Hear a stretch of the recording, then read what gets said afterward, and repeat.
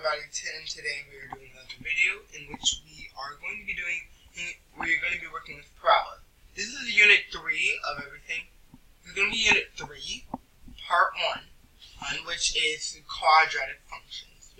Unit 3 is going to be working with quadratic functions. So this is an intro to parabolas, as you can see right here. And what it's telling us to do is mark the vertex of the parabola.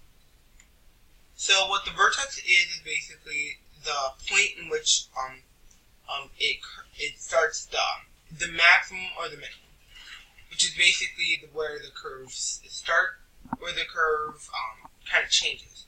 So if it was kind of like this kind of curve, this would be the vertex right here, because that's where it goes from up, then it curves back down.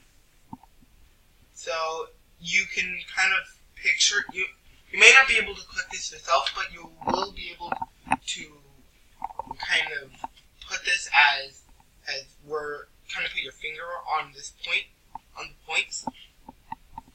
So you can see right here that the vertex is here, right here. And I got right here. So draw the parabola's axis of symmetry. Okay, so the axis of symmetry is where the parabola, let's just think, as it is where the parabola basically, where the symmetry is, which is basically literally what it's called. So what the line of symmetry is, like, if this was it, it's where it would, it's basically where the x part of the vertex is. So since it's on this part of the vertex, let's just imagine that this is symmetrical. This axis of symmetry would be where this part is symmetrical to this part. So it has quite to do with the vertex as well. So if you can picture where the vertex is, you can probably picture where the axis of symmetry is, and the other way around. So I think you can try and figure out what the axis of symmetry is. It is this. It asks us to mark the vertex of the parabola again. So with this, I'll give you time to try and mark the vertex of the parabola so that you can know how to do it.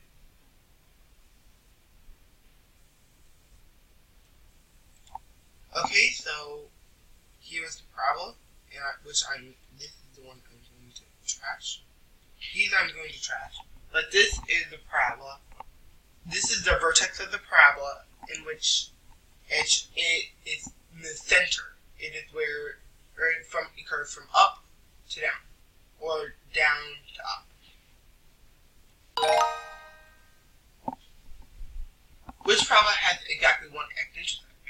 So if you already learned about intercepts, if you've already learned about y-intercepts, you can pretty much get a good idea of what the x-intercepts are. So if you've heard, the y-intercepts is where where x is 0. Let me click that. Where the y is 0. So since the y is 0, well, you can see that the y-intercept is right here. But x-intercepts are basically the same thing, but this difference of this is the difference of x-intercept is where the x-intercepts the line intercepts the x-axis. So you can see here that this has 2 x-intercepts. This one has 0 x-intercept because it doesn't touch this line whatsoever. This one has 1. So this asks which parabola has exactly 1 x-intercept. So as we already said, this would be the C would be how exactly 1 x-intercept.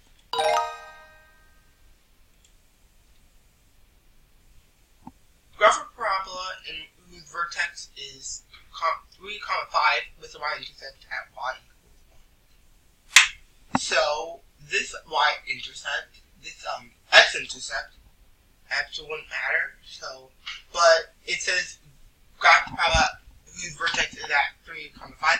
So this would be the vertex right here, since it's where the axis of symmetry crosses the parabola, and it's where the turning point is, from down to up.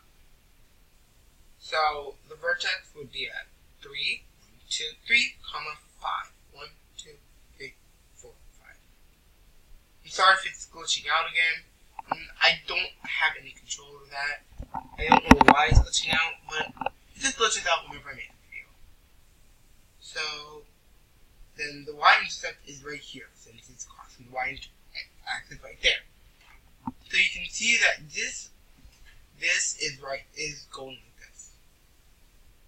This is the parabola that it was made. So a parabola intersects the x-axis at x equals 3 and x equals 9.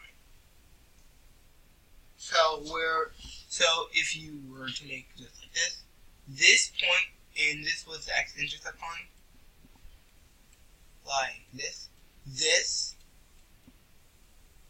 would equal 3, and this would equal 9.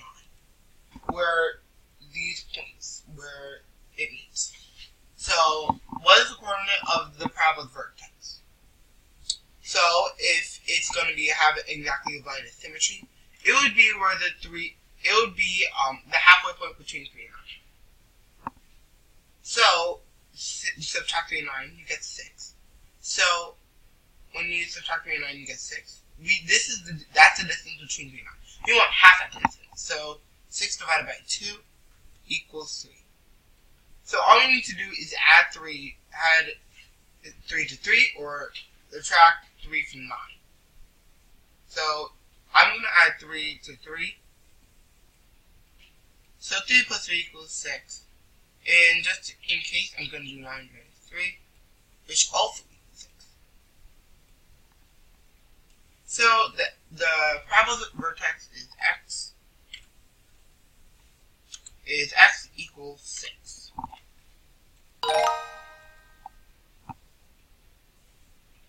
So this is one of the graphing parabolas, and since you can't do this, I will give you another thing to do.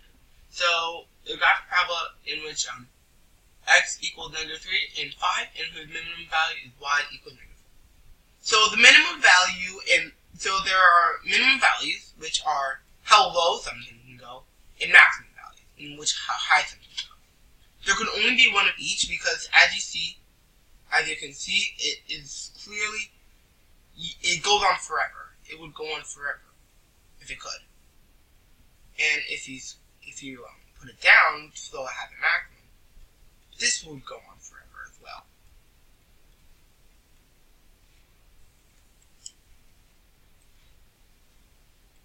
So you need to know that. So what you need to know is that this has a minimum value of -4.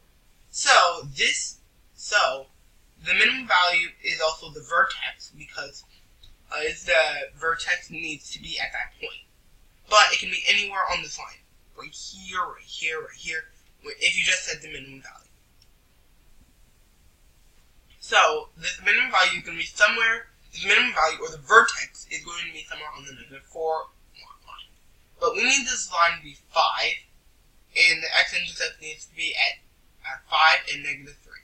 So we need to move this along so that it reaches -3. So if it has a line put on -3, it has x-intercept at -3, -5, and has a minimum y value of y equals -4. So that is going to be our last one, and it is going to be, we will get 100%.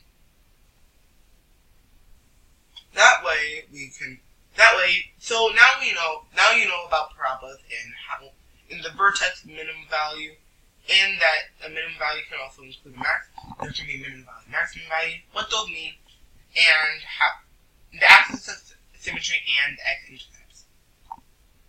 So make sure to leave a like and subscribe, and hit the bell, and comment on what we can do better, what I can do better, so that at the videos won't be so.